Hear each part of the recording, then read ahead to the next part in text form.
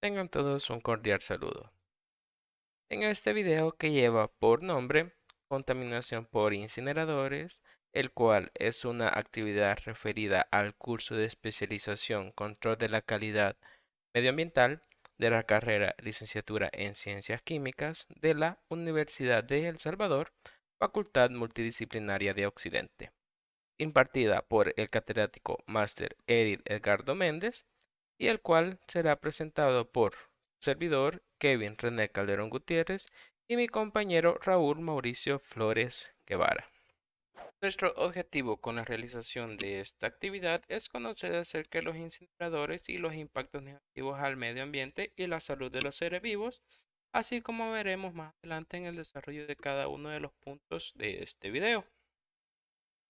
Como introducción tenemos que el fuego no es un desconocido en el medio ambiente, pero la incineración de actividades industriales sí lo es en cuanto al volumen, la reiteración o las temperaturas que la caracterizan. Desde la eliminación de residuos hasta la producción de energía eléctrica, gran diversidad de procesos puede emitir la incineración. La incineración es una técnica de tratamiento que cada vez más frecuentemente se aplica en muchos países como Estados Unidos, Japón y Europa. Y para adentrarnos un poco más en nuestro tema, podemos mencionar qué es la incineración.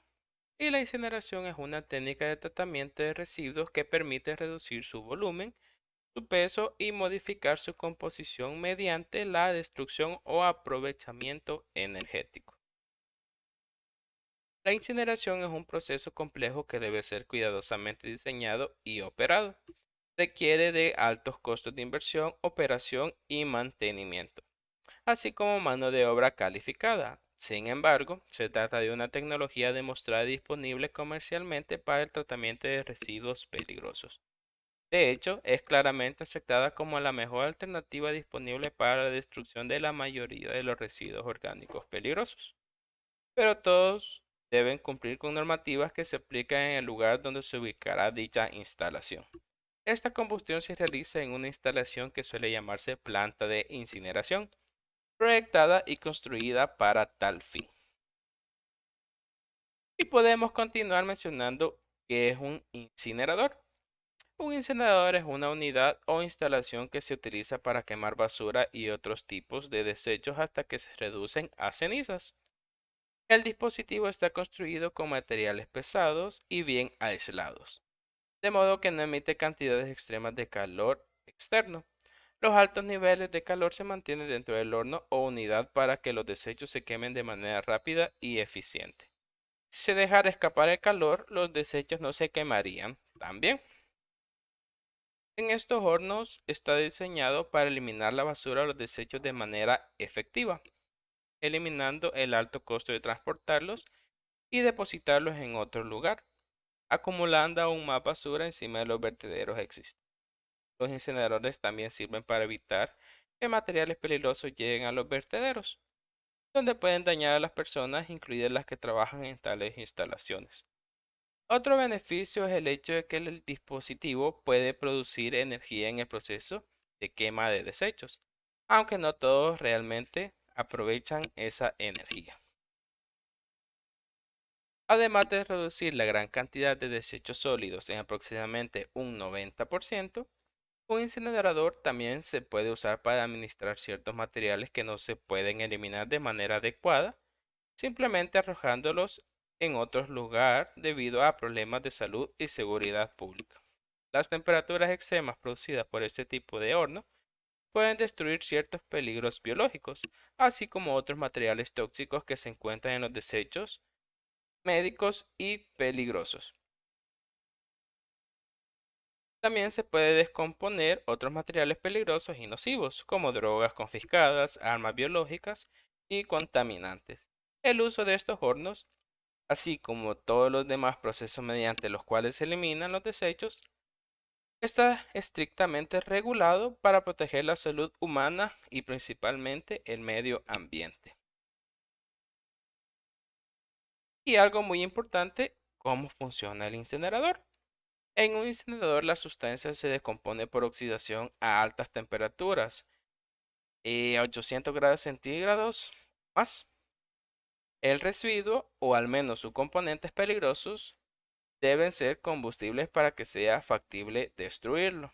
Los principales productos de la combustión de residuos orgánicos son el dióxido de carbono, vapor de agua y cenizas inertes. Sin embargo, se puede formar una multitud de otros productos. Y aquí tenemos un ejemplo, un esquema de un incinerador. En este podemos ver la cámara de combustión en un incinerador a granel. Y aquí podemos ver el esquema de un incinerador, en donde tenemos la torba de alimentación de residuos, que es donde ingresan los residuos, valga la redundancia. Tenemos el alimentador de residuos. Tenemos las parrillas por donde entra el aire. Tenemos por donde se expulsa el gas. También tenemos barras móviles, barras fijas y parrillas de combustión. Y también tenemos el extractor por donde salen las cenizas. Y de este lado tenemos un esquema más amplio sobre las parrillas de rodillo, en donde tenemos los residuos sólidos que entran. Tenemos las parrillas, tenemos el ingreso de aire, tenemos la salida de gas y también tenemos la salida de ceniza. Y aquí también tenemos las partes de un horno incinerador, en donde en la primera parte tenemos los que son los quemadores. En la segunda tenemos el sistema de alimentación mecánica de accionamiento manual o automático, que es en este caso en donde se aplica o por donde se introducen los desechos. Tenemos la parte número 3, que es la cámara de combustión diseñada para la carga térmica apropiada. Tenemos la parte 4, que es la cámara de postcombustión. Tenemos la parte 5, que esta viene siendo el intercambiador de calor. Tenemos la parte número 6, que es el agente neutralizante de gases ácidos. La parte número 7, que son los filtros de manga o talegas. La parte número 8, en donde tenemos los absorbentes de dioxinas, furanos y metales, que aquí es donde se absorbe la mayoría de contaminantes que producen los incineradores. Y por último tenemos la chimenea por donde salen todos los gases producidos en todo este proceso de incineración. Y aquí podemos ver un esquema más detallado de una planta incineradora, en donde tenemos el depósito para recepción o almacenamiento transitorio, que es por donde entran los desechos sólidos o lo que queremos eliminar. Tenemos la tolva de alimentación y grúa de carga, que esta es la parte por donde ya colocamos los desechos. Tenemos el horno rotatorio o cilíndrico, que es la cámara de combustión secundaria. Tenemos la zona de carga del horno. Tenemos la enfriamiento con aprovechamiento energético por si utilizamos la energía que generamos del incinerador. Tenemos la salida de cenizas. En este lado tenemos el lavado de gases, precipitador electrostático. Tenemos la torre lavadora, enfriador de gases y por último tenemos la chimenea. Este es un esquema general de lo que es una planta incineradora. Y también tenemos las consideraciones de diseño. En este aspecto podemos mencionar que los factores más importantes para un buen diseño y operación del incinerador son la temperatura de combustión, el tiempo de residencia de los gases de la combustión y la eficiencia del mezclado del residuo con el aire de combustión y con el combustible auxiliar.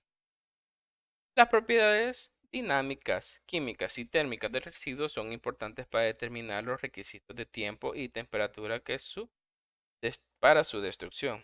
Y entre ellos están su composición elemental, el poder calorífico neto y cualquier propiedad específica que pueda interferir con la incineración o requerir consideraciones especiales en el diseño. También tenemos que en general se requiere mayor poder calorífico en sólidos comparados con líquidos y gases para obtener mayores temperaturas de operación y mayores flujos de aire, y se debe sostener la combustión sin consumir combustible adicional.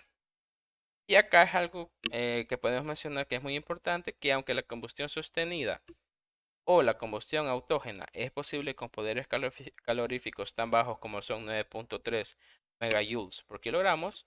En la industria de incineración, los residuos peligrosos, la práctica común es mezclar residuos para obtener un poder calorífico general de 18.6 megajoules por kilogramo o mayor. También se puede recurrir al mezclado para limitar el contenido neto de cloro del residuo peligroso a un máximo aproximado del 30% en su peso.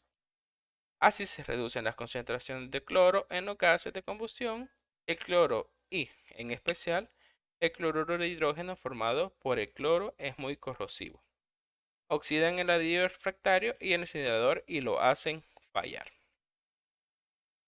Y también tenemos que otro factor es que los incineradores de residuos peligrosos se deben diseñar para que alcancen una destrucción y eficiencia de remoción de 99.99% de los principales componentes orgánicos peligrosos en el residuo. A esto se le llama en Estados Unidos DER, de 4 nueves. Si las eficiencias son mayores, se pueden llamar 5 nueves, 6 nueves, etc. Esto es de 99.999 y 99.9999% respectivamente. Por la complejidad de los residuos que se queman, se ha tenido poco éxito en predecir los requisitos de temperatura y tiempo para alcanzar los 99.99%. Se requieren pruebas empíricas, quemadores de pruebas y para demostrar el cumplimiento. La experiencia ha demostrado que los materiales muy halogenados son más difíciles de destruir que los de bajo contenido de halógeno. Y también podemos hablar de los tipos de incineradores, los cuales en este video hablaremos sobre los incineradores convencionales o a granel, incineradores modulares, incineradores de lecho fluidizado, incineradores de inyección de líquido y incineradores rotatorios. Y mencionaremos sus usos y aplicaciones. Y en este caso, aquí podemos mencionar la incineración convencional o a granel. Los incineradores a granel son el medio más común de incinerar los desechos sólidos. Estos sistemas pueden aceptar residuos que hayan recibido poco tratamiento previo, pero no elimina objetos de gran tamaño como estufas de cocina y colchones. Son necesarios programas locales para eliminar sustancias potencialmente peligrosas, como plaguicidas, solventes y otros productos domésticos que dañan el ambiente. En este tipo de incinerador, en general, los residuos sólidos no reciben tratamiento previo, aunque pueden tener cierto poder calorífico. Normalmente están bastante mojados y su composición es autógena, es decir, que es autosostenida, sino hasta que se seca. En forma convencional se suministra combustible auxiliar durante las primeras etapas de secado. La gran cantidad de partículas emitidas en el proceso de combustión requiere algún dispositivo de control de contaminación. La reducción de volumen a granel en los incineradores es de un 90% aproximadamente. Por tanto, todavía se debe transportar 10% de material a un relleno sanitario. Otro tipo de incinerador es el incinerador o incineradores modulares. Estos dispositivos suelen ser unidades prefabricadas con capacidades de 5 a 120 toneladas de residuos sólidos por día. La mayor parte produce vapor como único producto energético. La mayor parte usa un sistema que forman dos cámaras de combustión. Los gases producidos en la primera pasan a la segunda, donde se queman por completo. Pero con frecuencia la segunda cámara funciona como el único dispositivo de control de contaminación del aire. Otras unidades modulares emplean más equipos de control de la contaminación del aire, por lo que son capaces de controlar las emisiones con tanta eficacia como las instalaciones de combustión a granel. Aunque muchas unidades modulares planean mejorar los controles existentes y así cumplir con las normas más estrictas, otras cerrarán debido a los gastos relacionados con la mejora de las unidades para cumplir con las estrictas normas de emisión del aire. Por esta razón, están disminuyendo el interés en los incineradores modulares y se interesa más en los otros tipos. También tenemos los incineradores de lecho fluidizado. Estos incineradores se han aplicado mucho en Japón y se están volviendo más comunes en todas partes. En este tipo de incinerador se calienta arena hasta 856 grados centígrados mediante petróleo o gas. La arena es soplada o fluidizada, por eso recibe el nombre de fluidizado, en el incinerador mediante un soplador que manda aire de fondo hacia arriba. Cuando el lodo entra en el fondo del incinerador, la arena fluidizada caliente lo golpea, desintegra y quema. Esta clase de incinerador requiere procesar los residuos. Es preciso eliminar vidrio y materiales para que el residuo se incinere. Sin embargo, los incineradores de lecho fluidizado pueden quemar bien residuos con contenido de humedad y calor muy variable, como papel y madera. La combustión y la recuperación de calor en los incineradores de lecho fluidizado son muy eficientes y la concentración de emisiones de contaminantes muy baja. También parece que los sistemas de lecho fluidizado funcionan en forma más conscientes que los incineradores a granel y pueden operarse con más eficiencia para controlar las emisiones, reducir la producción de cenizas residuales y lograr altas eficiencias de conversión de energía. Estos incineradores pueden quemar al mismo tiempo otros combustibles, es decir, por ejemplo, que puedan quemar residuos municipales con carbón o propano. Parece que esa clase de incineradores es más efectiva que los incineradores pequeños de quemado a granel. También tenemos el incinerador de inyección líquida. Los incineradores de inyección líquida se utilizan exclusivamente para líquidos bombeables. Se trata de cámaras de combustión consistentes en cilindros revestidos con ladrillos refractarios, que pueden ser verticales, horizontales y tangenciales, y contar con uno o más quemadores.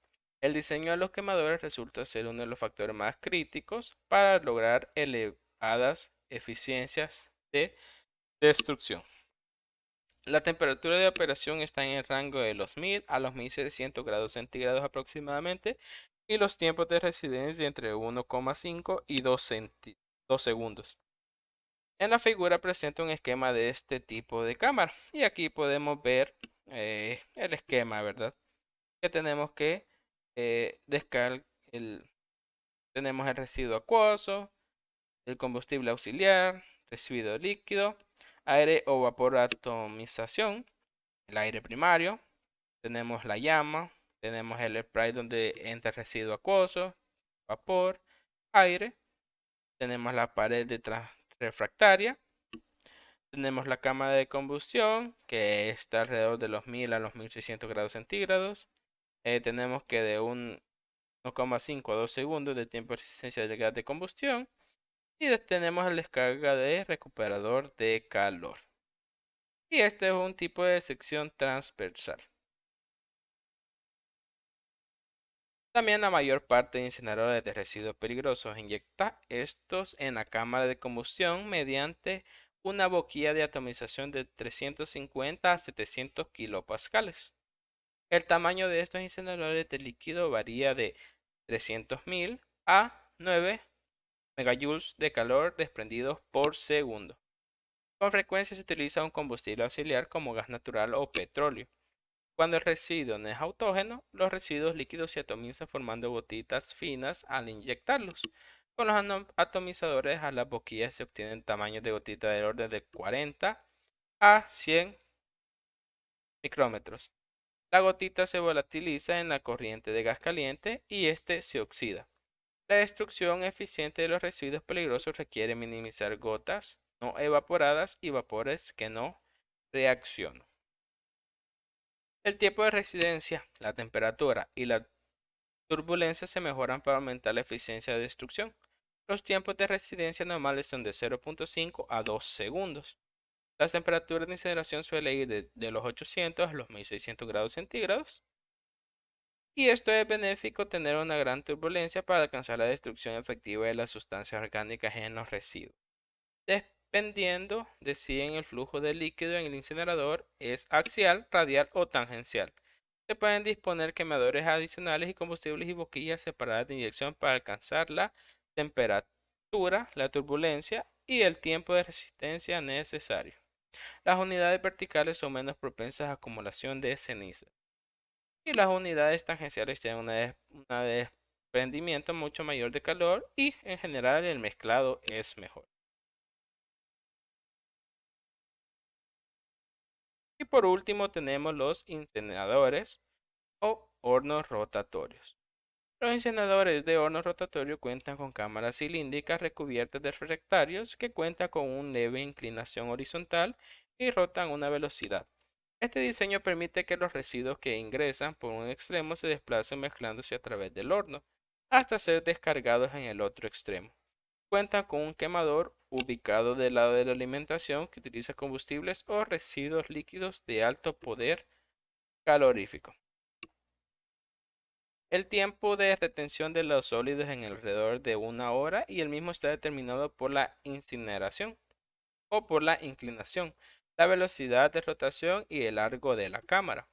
En esta cámara se produce la gasificación de los residuos por medio de la volatización y la combustión parcial de los componentes, por lo que es necesaria una segunda cámara de postcombustión. Esta segunda cámara es similar a los incineradores de inyección líquida y cuenta con quemadores que utilizan combustibles auxiliares o residuos líquidos de alto poder calorífico de forma de elevar y mantener la temperatura durante el tiempo necesario. Las temperaturas de operación típicas están en el rango de los 650 a los 1200 grados centígrados y de los 850 a los 1600 grados centígrados aproximadamente en la primera y segunda cámara respectivamente. El tiempo de estadía lo que hace es de 1 a 3 segundos en la cámara secundaria y la capacidad de procesamiento de estas unidades está en el rango de los 10 a los 350 toneladas por día. Generalmente las cámaras cuentan con controladores automáticos de temperatura, los cuales comandan quemadores auxiliares que se encienden automáticamente cuando la temperatura desciende por debajo de los valores establecidos. Y estos quemadores se utilizan fundamentalmente en el arranque y en el parada del equipo. Y hasta aquí llega mi participación y seguirá mi compañero Raúl Guevara. Muchas gracias, Kevin, por tu participación. Eh, Vamos a continuar con la contaminación por los incineradores. Bueno, ya sabemos que la combustión es una reacción química en la cual los elementos del combustible se oxidan en presencia de oxígeno. Por ejemplo, los principales elementos oxidables en un desecho sólido pueden ser el carbono e hidrógeno. Y también podemos encontrar en menor cantidad en estos desechos nitrógeno y azufre.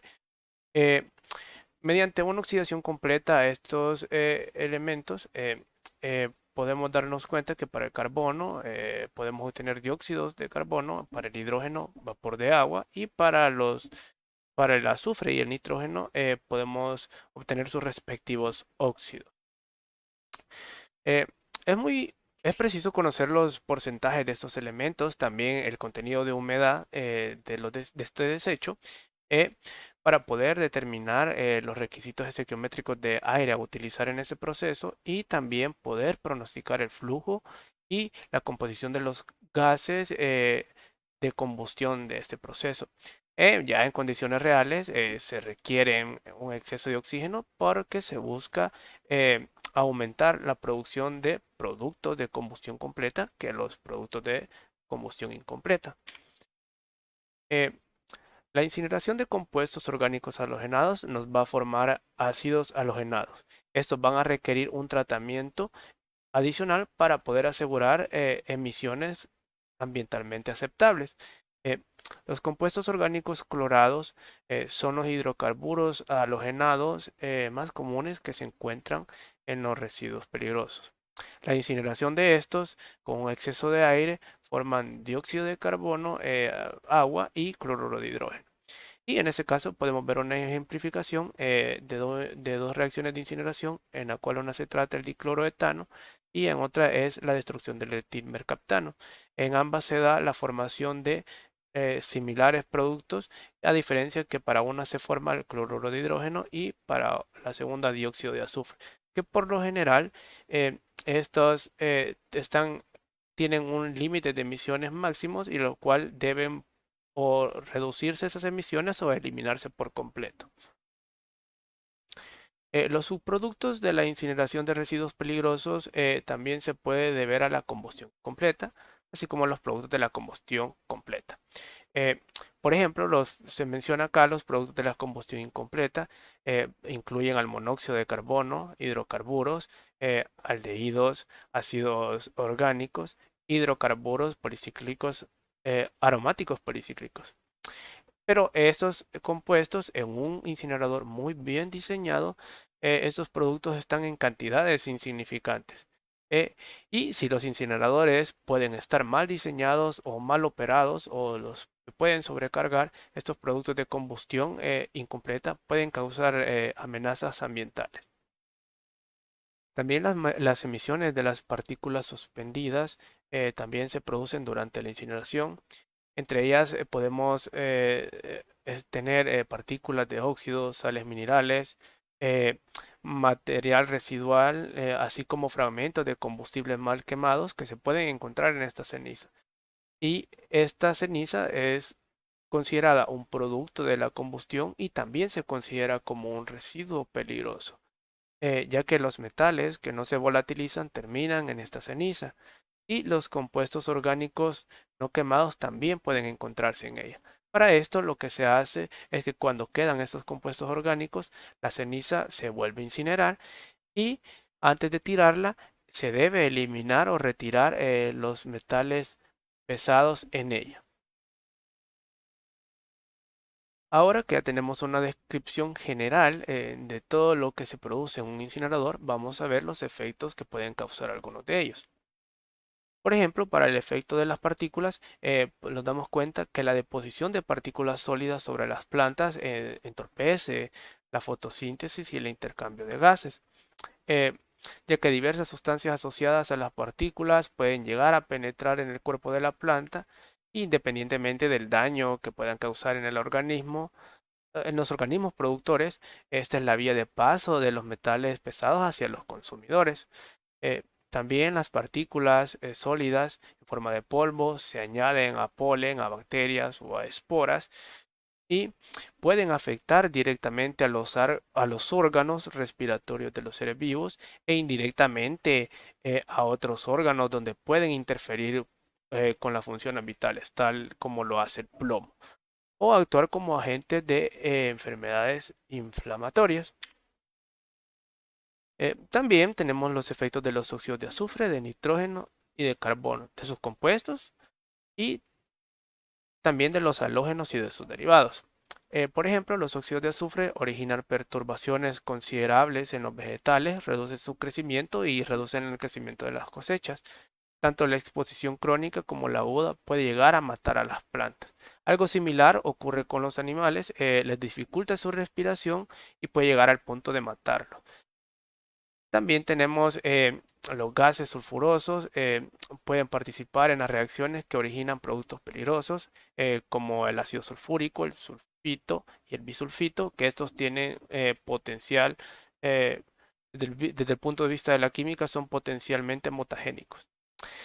También los óxidos de nitrógeno pueden afectar directamente a los seres vivos, pues pueden ser responsables de la formación de edemas pulmonares, además de aumentar la sensibilidad a otros agentes dañinos para los órganos respiratorios.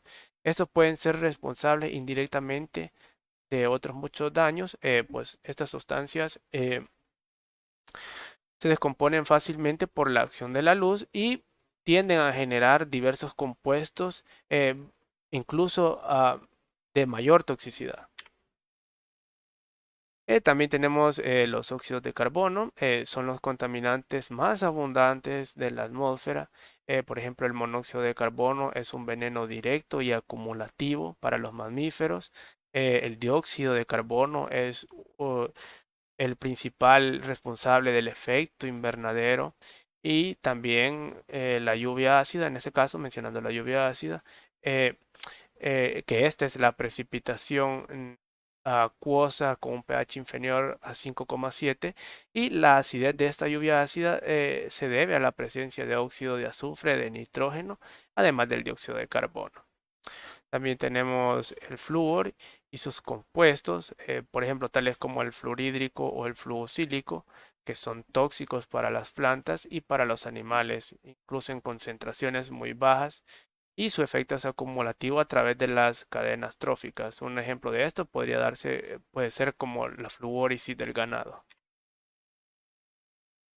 Entre los efectos de los hidrocarburos que se pueden formar durante las incineraciones figuran los hidrocarburos aromáticos policíclicos, productos que también desde el punto de vista son peligrosos agentes mutagénicos, como podemos mencionar el benzoapireno, el benzoepireno, que algunos de estos compuestos son directamente mutagénicos y otros son metabólicamente convertidos a mutágenos.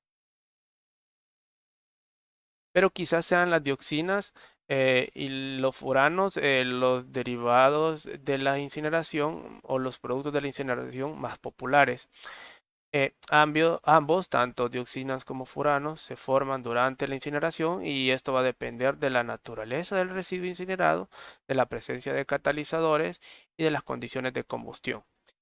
Como las temperaturas de combustión moderadas y la abundancia de oxígeno tiende a favorecer la formación de estos compuestos, se trata de disminuir eh, manteniendo ciertos niveles de temperatura e incluso incorporando en una cámara de postcombustión. También podemos mencionar los bifenilos policlorados, que son una serie de compuestos organoclorados que constituyen una familia de 209 congéneres, los cuales se forman mediante la cloración en diferentes posiciones del bifenilo. Y como efectos de estos podemos encontrar que generan cloroacné, generan enfermedades cardiovasculares y en el peor de los casos tiende a causar cáncer a exposiciones crónicas.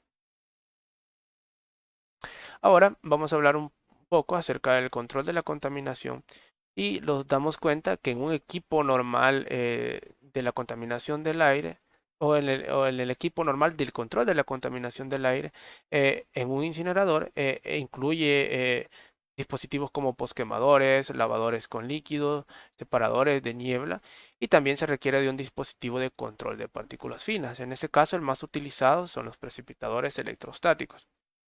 Y los productos, como por ejemplo el agua de lavado de y los residuos de estos dispositivos de control, se siguen considerando peligrosos y al final se debe tratar a estos antes de una disposición final en un terreno. Otros métodos térmicos. Además de la incineración, tenemos la pirólisis y la gasificación. La pirólisis es el procesamiento térmico en ausencia de oxígeno y la gasificación es la combustión parcial en la que se quema un combustible con cantidad de oxígeno menor a la estequiométrica. Es una técnica eficiente en energía, pues reduce el volumen de los residuos y recupera energía. Y en ese caso, ambos procesos convierten un residuo sólido en combustible gaseoso, líquidos y sólidos. Bueno, ahora vamos a hablar un poco acerca de la legislación sobre el uso de incineradores. Las legislaciones más que todo recaen en los permisos para obtener o los permisos de operación para estas plantas incineradoras. Y nos dice que la obtención de permisos es un programa complicado y tiene múltiples facetas. Y se conduce en forma simultánea y se tienen en consideraciones ámbitos federales, estatales y locales, debido a que se puede dar una gran diversidad de reglamentos, ya sea para el manejo, el transporte y la disposición de los residuos peligrosos. Eh, por ejemplo, cada instalación tendrá su conjunto único de requisitos para el permiso y podemos mencionar en este caso, como ejemplo, en Estados Unidos, los incineradores de residuos peligrosos requieren permisos de acuerdo con las siguientes leyes, como las que podemos ver acá, la RCRA federal, la estatal y también toma en cuenta las leyes del control de sustancias tóxicas. Y También la de descarga de agua y control estatal y federal de la contaminación del aire.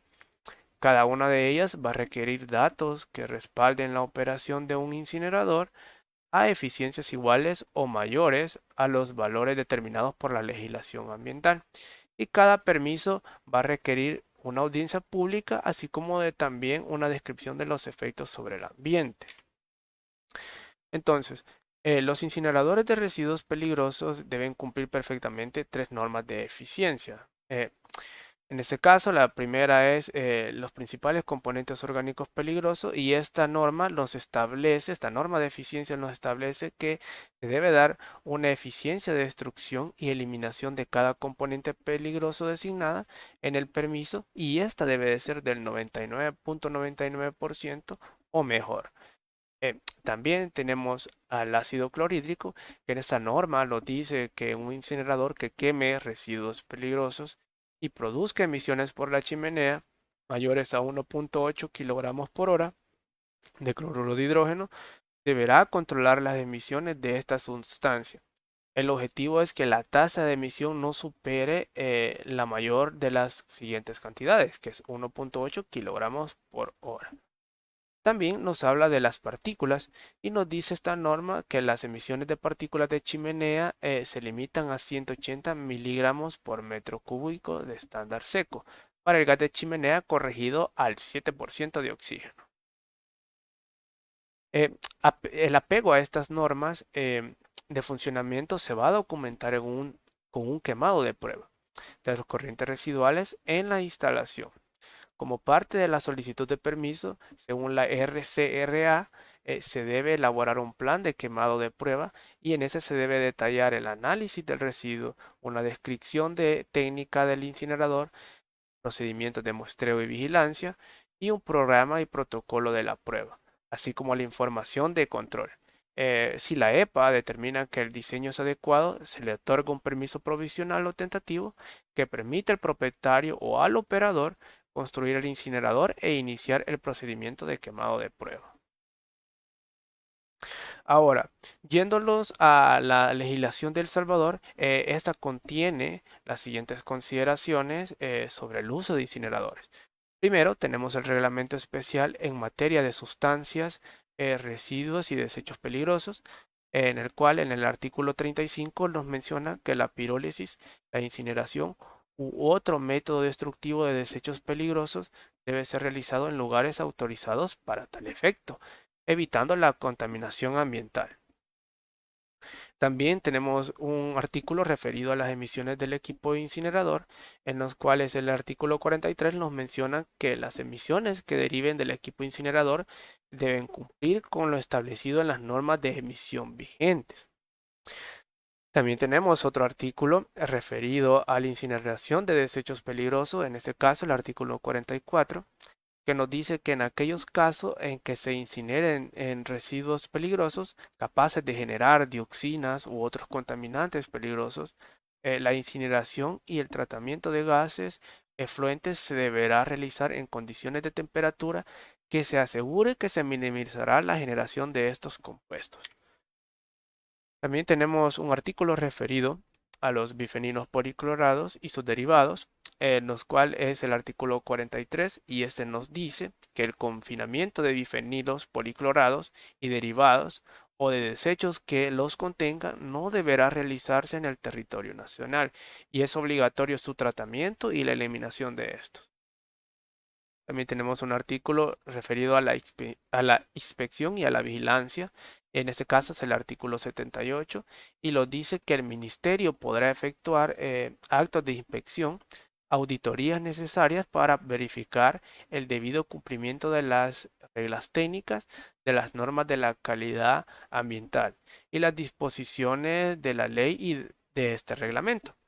También tenemos un artículo referido a la denuncia, que es el artículo 79 y este nos dice que toda persona podrá denunciar ante el ministerio o ante las autoridades competentes todo hecho, acto o omisión que produzca un desequilibrio ecológico o daños al ambiente por contravención a las disposiciones contenidas en este reglamento. Y también la legislación salvadoreña tiene el Reglamento Especial de las Normas Técnicas de la Calidad Ambiental. En este caso toca los parámetros mínimos en el artículo 9 y nos establece que la norma de la calidad del aire ambiente establecerá los límites máximos permisibles que deberán aplicarse para los contaminantes del aire para garantizar la salud humana y el medio ambiente, los cuales nunca podrá superar los límites de valores permisibles de la calidad del aire ambiente. Y como podemos ver acá en esta tabla, donde recopila varios parámetros y los valores máximos permisibles. Como podemos hacer una breve mención de algunos, como en este caso el dióxido de azufre, que sus valores máximos permisibles son de 80 microgramos metro cúbico en un periodo anual, y como por ejemplo los monóxidos de carbono, los valores máximos permisibles son de 10.000 microgramos metro cúbico en un periodo de 8 horas. También tenemos un artículo referido a las fuentes fijas. Este es el artículo 10 y toma como base el artículo 47, letra A de la Ley del Medio Ambiente, y nos dice que los titulares de fuentes fijas o estacionarias de emisiones deberán instalar sistemas de control y reducción de emisiones sin perjuicio del empleo de medidas de minimización de la generación de emisiones. Y prohíbe el empleo de técnicas de dilución o dispersión como método primario o único del control para reducir las concentraciones de los contaminantes. También tenemos un artículo referente a las chimeneas y ductos, en los cuales es el artículo 11, que también toma como base el artículo 47, letra A de la Ley del Medio Ambiente, y nos dicta que las chimeneas y ductos de fuentes fijas deberán diseñarse de forma que se garantice la dispersión de los contaminantes emitidos para evitar que sobrepasen los límites de la calidad del aire ambiente. Nos dice que lo anterior es aplicable a actividades, obras o proyectos de las establecidas en el artículo 21 de la Ley del Medio Ambiente, que quedan comprendidas en el artículo arriba mencionado. Y la medición de los contaminantes del aire en emisiones provenientes de chimeneas o ductos se efectuará utilizando métodos normalizados de validez científica y de reconocida exactitud y precisión analíticas establecidas en las normas de emisiones respectivas. También tenemos un artículo referido a los incineradores, que es el artículo 12. También toma como base el artículo 47, letra A de la Ley del Medio Ambiente, y nos dice que los titulares de actividades, obras o proyectos de las establecidas en el artículo 21 de la ley no se les permitirá la instalación o el funcionamiento de incineradores de tipo doméstico o industrial en zonas urbanas o centros poblados. También tenemos el Reglamento General de la Ley del Medio Ambiente, que en ese caso toma las fuentes fijas o estacionarias de contaminación atmosférica. Tenemos el artículo 65 que nos menciona que los responsables de emisiones de fuentes fijas que expidan olores, gases o partículas sólidas o líquidas a la atmósfera en cuanto corresponda van a estar obligados a, primero, a elaborar un inventario de las emisiones contaminantes a la atmósfera. Segundo, a emplear equipos o sistemas que controlen y reduzcan las emisiones a la atmósfera para que éstas no rebasen los niveles de la calidad del aire ambiente y de las emisiones permisibles establecidos en las respectivas normas técnicas. Y deben de llevar una bitácora de operación y mantenimiento de sus equipos y un proceso de control. Y por último, deben de llevar un monitoreo perimetral de sus emisiones contaminantes cuando la fuente se localice en áreas urbanas o cuando colinde en áreas naturales protegidas. Y además cuando por sus características de operación o por sus materias primas o por sus productos o subproductos pueden causar un grave deterioro a los ecosistemas. Como conclusión hemos llegado de que a pesar de que los incineradores son buena alternativa ya que ayudan a reducir el volumen y el peso de residuos y aparte de que destruyen desechos peligrosos y que la variada gama de estos dispositivos genera bastantes ventajas para la eliminación de residuos, los incineradores pueden ser un riesgo potencial para el medio ambiente y para la salud de las personas, ya que si no se controlan adecuadamente usando buenas técnicas de operación y normas eficientes, puede darse una deliberada emisión de gases contaminantes y cenizas Cada vez hay más evidencias de que indican claramente que los incineradores provocan contaminación atmosférica, poniendo en riesgo la salud de las personas. Gracias por su atención.